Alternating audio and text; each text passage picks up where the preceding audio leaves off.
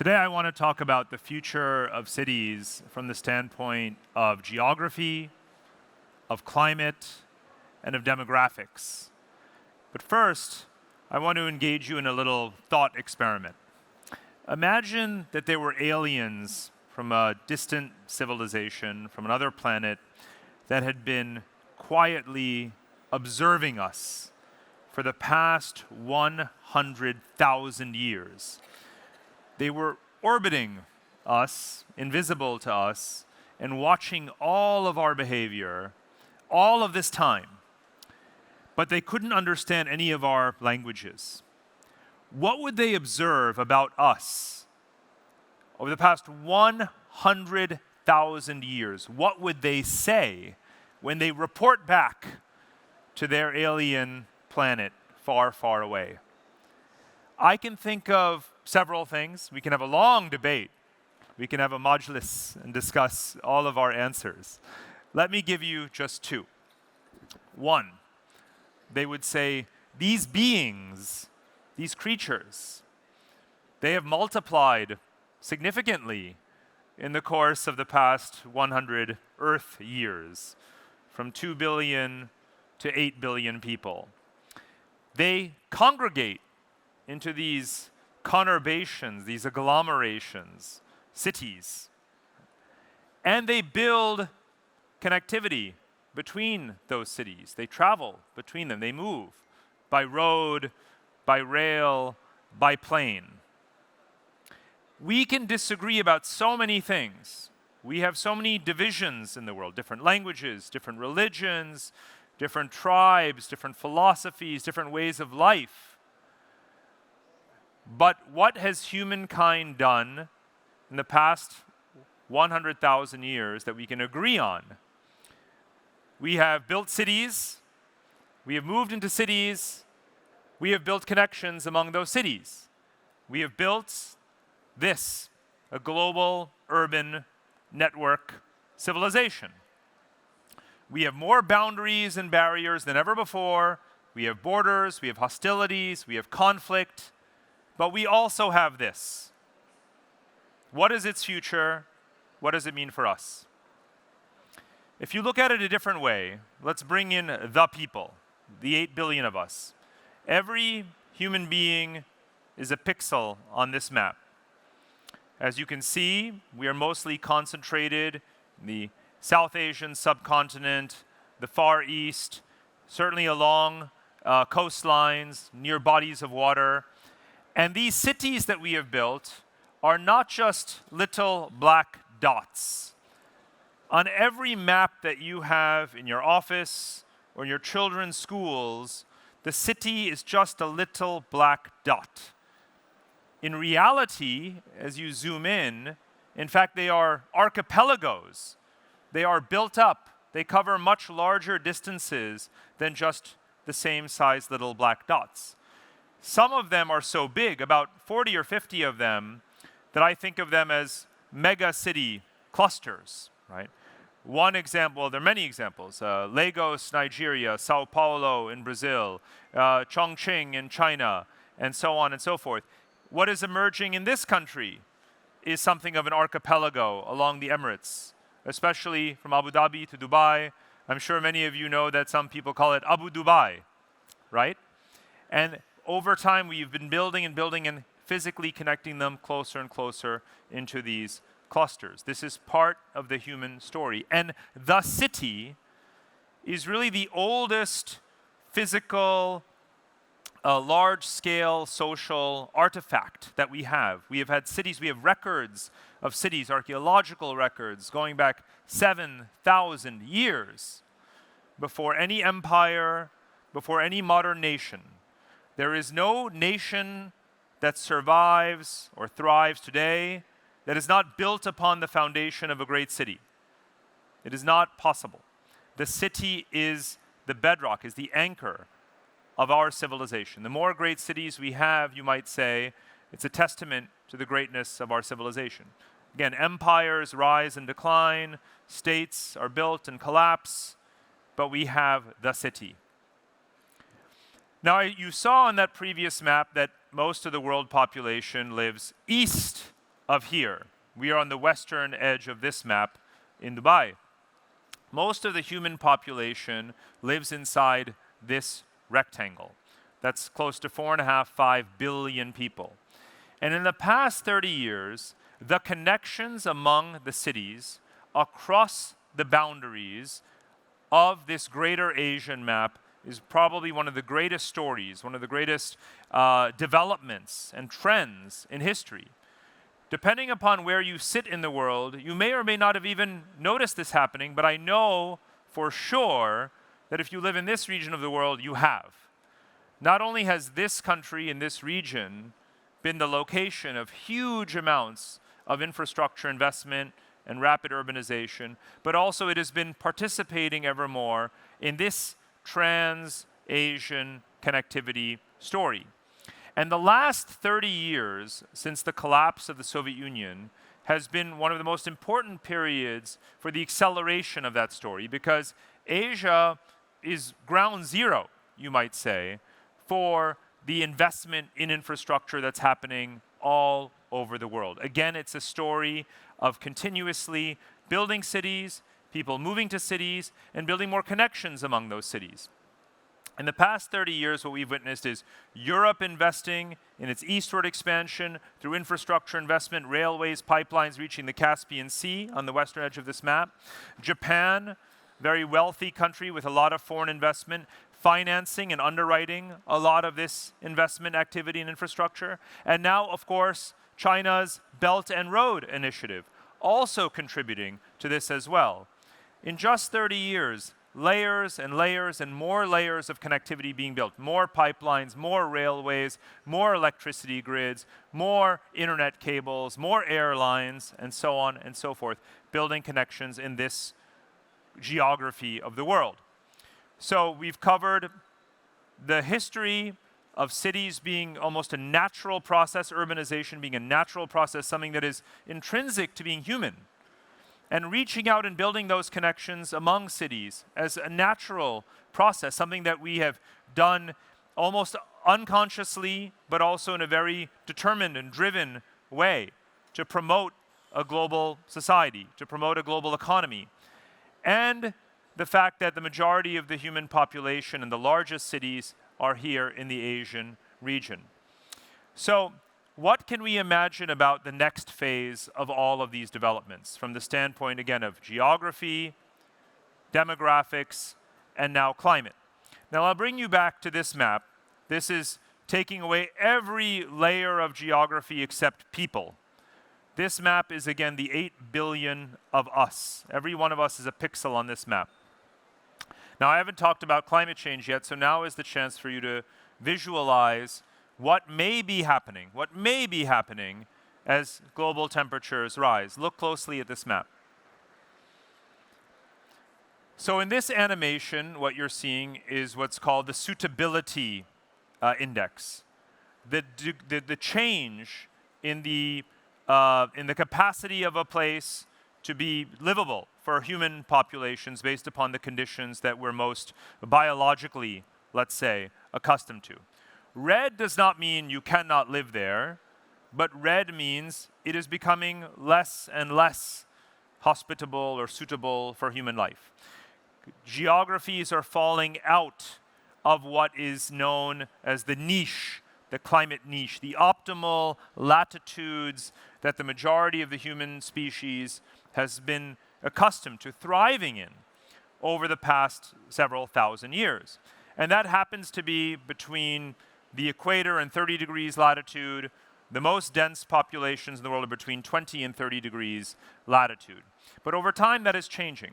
Some places are becoming less suitable, and other places that you see in green are becoming more habitable, relatively more suitable for human life.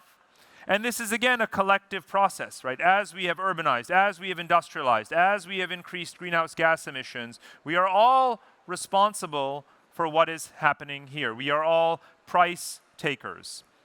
The question is, what are we going to do about it? How are we going to adapt to climate change, adapt our infrastructure, adapt our geography? Some of the principal global cities that dominate the world economy, that are demographic centers, that are the most respected, desirable places in the world, all of them, all of the places that we think of as the world's leading global cities, are affected.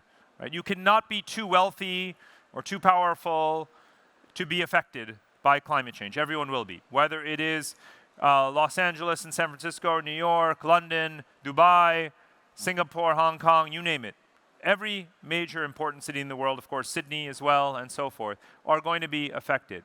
And of course, so many of these great cities are, in fact, in coastal areas as well.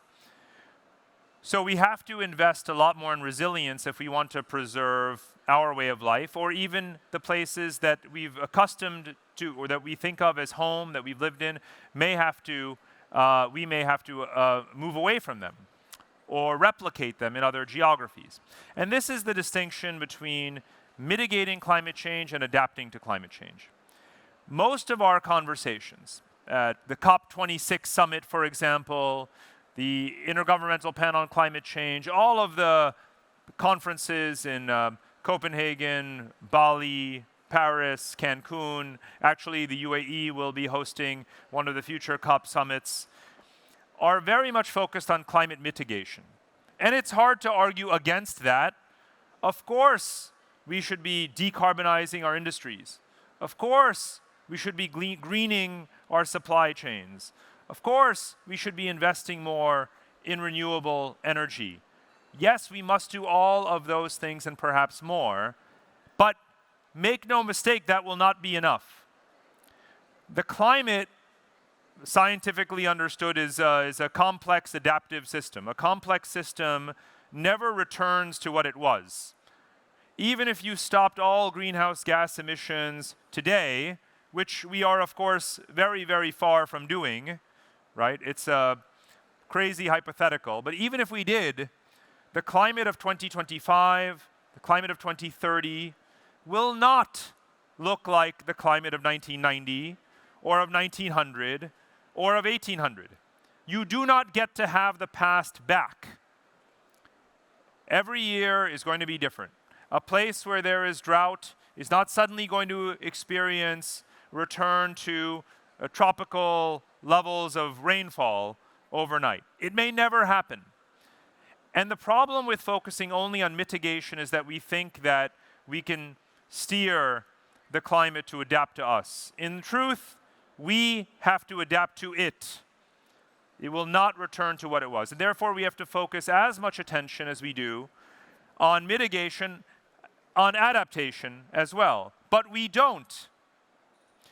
95% of all of the expenditure in climate, in the climate arena, in our diplomacy and capital outlays, goes into mitigation. Again, of course, it is important. It is existentially important. We have to commit that money and 10 times more, but only 5% right now is going into adaptation.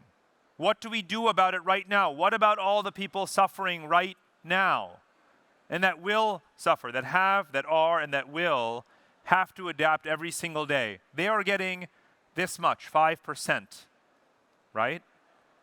We need a much bigger pie, and we need to divide the pie differently when it comes to how we think about our resilience to climate change. So that means investments in climate proofing our infrastructure, land reform, coastal wetlands, many things that are organic in nature, not necessarily infrastructural. But yes, coastal barriers, if you can afford it, even if they may not work. Reducing urban heat island effects, right? Making daily life livable for those who cannot move, who are there where they are, such as here. This is, of course, one of the cities that is most advanced in this kind of investment. And even thinking about elevating the idea of mobility.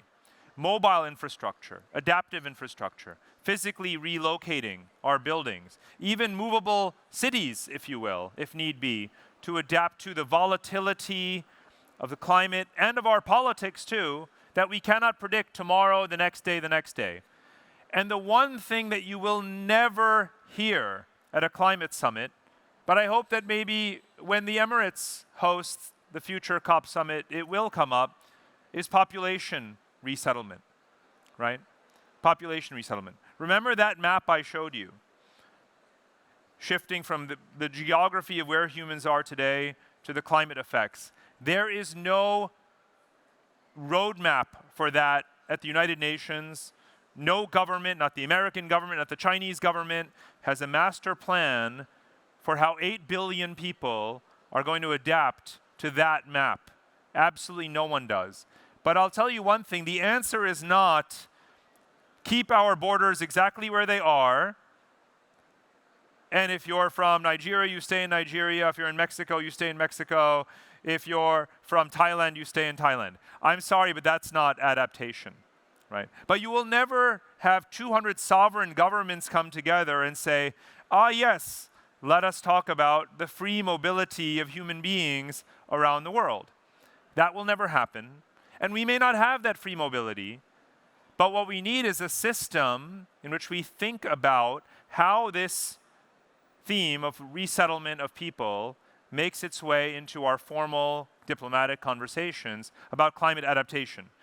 Because if you're not talking about how people adapt and the necessity of people potentially having to move, you're not really talking about adaptation for everyone, you're just talking about adaptation for yourself, which is important, which is necessary, but you're not thinking about 8 billion people, and that's what I would like you to think about. And I'd especially like you to think about a particular subset of those 8 billion people. I'd like you to think about young people, youth. When we have conversations about demographics, it's almost always talking about the aging of the world population. And yes, indeed, we have longevity. People are living longer than ever. But may I remind you that the majority of the world population is below the age of 40. It is young. They are the ones for whom we must rebuild our institutions, our infrastructure, our politics, our economics, to focus on them because they are the future. We will be gone. But the youth will be there. And they are a demographic fact. And I want to make clear how important it is to focus on youth because global fertility is declining. The world population is plateauing. And much of it has to do with, say, secular achievements around wealth and prosperity and so forth. But it also has to do with climate consciousness. Young people today, particularly millennials, Generation Z, are less and less likely to have children because of the economic stress that they face in day-to-day life, and also because of their concerns about the climate. And so we have arrived at a situation, this is not a future prognosis, this is where we are today, that Generation Alpha, who are today's babies, will almost complete the birth cycle of Generation Alpha in the next couple of years. It will be smaller than Generation Z.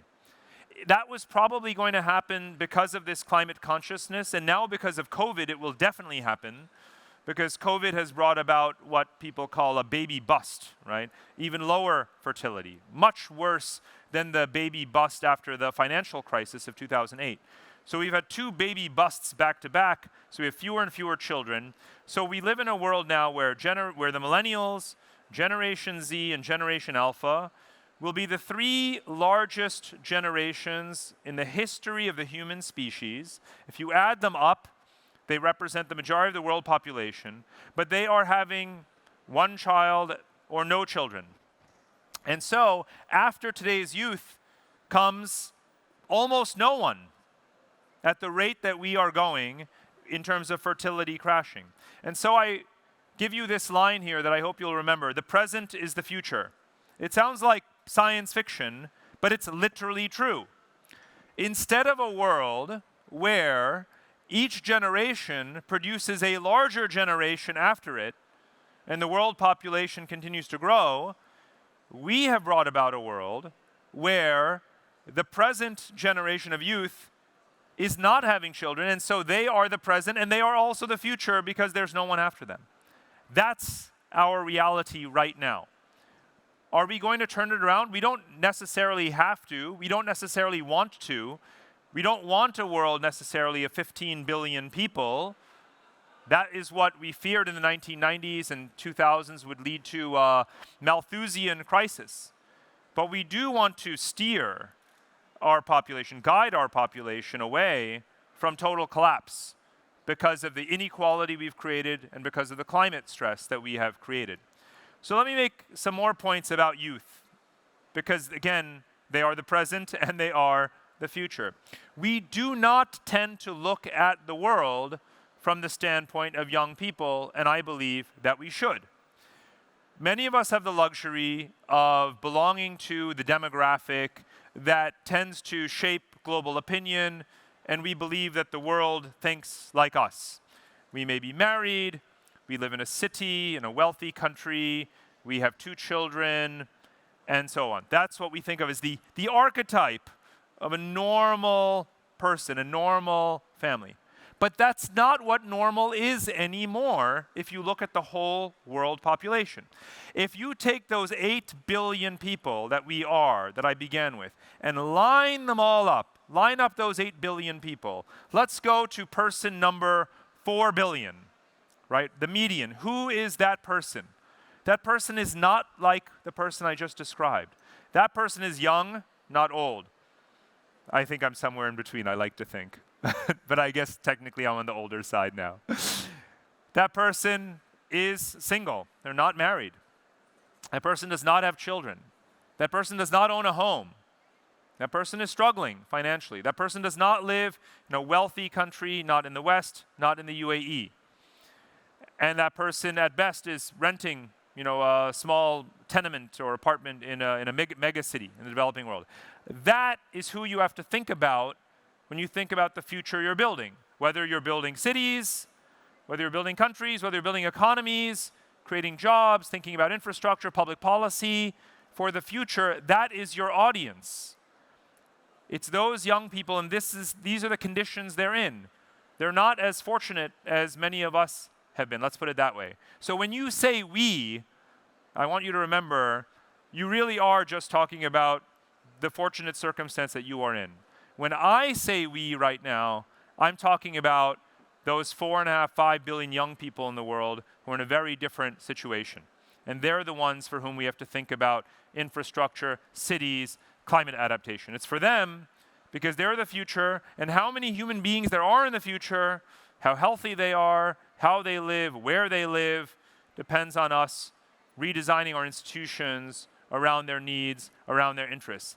And I believe that they have the right set of values. If they had the power, their values are the ones that should actually shape our policies and conversations, because they believe in 3 things in particular. They believe in connectivity, right? The right to have digital connectivity, for example, physical mobility as well, the right to live, to go where they feel they belong, to cross borders, and sustainability is, of course, their cardinal virtue. These are the 3 virtues of the young generation: connectivity, sustainability, mobility. I find it hard to disagree with those things. And I wish that if we could have a consensus around human rights, around global values, that we would anchor it not just in lofty concepts, but in the things that actually, if you survey young people, and young people are the most surveyed people that have ever existed, so I'm not making this up. This is what they tell us.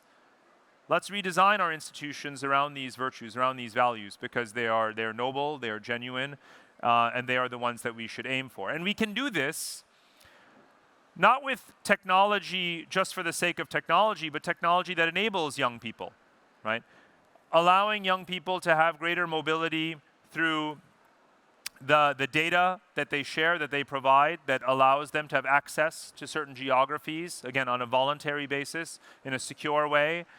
The co-working spaces, co-living spaces, the ways in which just the physical infrastructure of social life can be made affordable for people, depending on where they are, bringing down that cost of, again, internet access, medical records and data, so that they can actually access services wherever they are in the world, especially if they are moving from place to place, unsure of where they're going to work, of what they're going to do, making education more accessible digitally as well. There's a range of things we can do for young people wherever they may be, whether or not they are able to move or not able to move.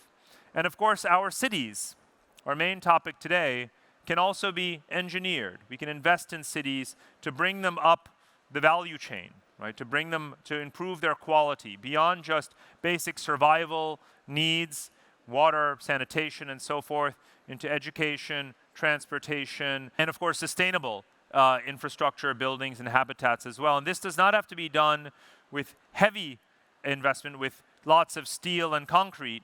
Right here, again in the UAE, you're doing pioneering things around 3D printed housing, right? Using recycled materials in building and these kinds of things. And yes, again, thinking about mobile infrastructure, being able to move our infrastructures around in order to cope with different circumstances. All of these are things that we can do. So the city of the future doesn't actually have to be a high-rise collection of tall buildings. It can be, but it doesn't have to be. For those billions of people coming next, for those youth who may never be able to afford to live here, right, can we at least make sure that it's a place that is sustainable, in which they have accessibility, they have access to food, to water, basic kinds of services in a way that is, again, low impact, right? It can be solar panels, it can be recycling of materials, hydroponic food production, all of these kinds of things. Every technology is available today to improve the life of that youth demographic around the world, to help them adapt to political, environmental volatility. I believe that there's really two things that we can do, two categories of things we can do to build a better future, to help people in the world. You can either move people to stable geographies, you either move people to resources, or you move technologies to people to help them adapt. One of those two things, move people to resources or move technologies to people. That's it.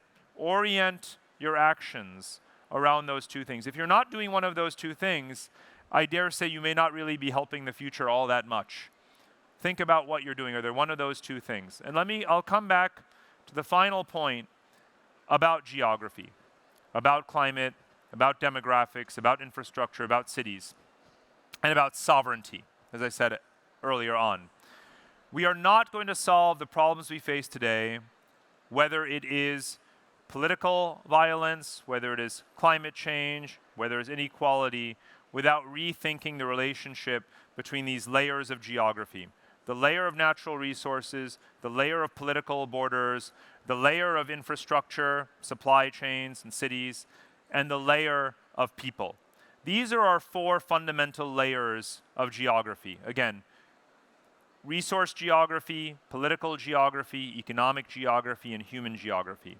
And these are very, very, very badly out of sync, these four layers.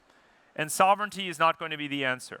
We will have political sovereignty, but we also have to transcend political sovereignty. We have to reprogram our geography. And that's a task that is not going to be solved by the governments of the world getting together at summits. I think it's a problem that's going to be solved by cities wherever they are, networking with other cities, enriching each other, sharing resources, sharing knowledge, exchanging people, exchanging technology. And of course, I want to applaud and to congratulate Dubai on its growing role in serving that mission. I think it does that very well, and it is very ambitious in wanting to do more. I hope that other cities that are also leaders in this struggle of reprogramming our geography are going to learn from each other, learn from Dubai, and Dubai learn from them. And in that, we'll reprogram our geography, we'll reprogram our world, we'll adapt to the challenges ahead. Thank you very much. Thank you. Thank you.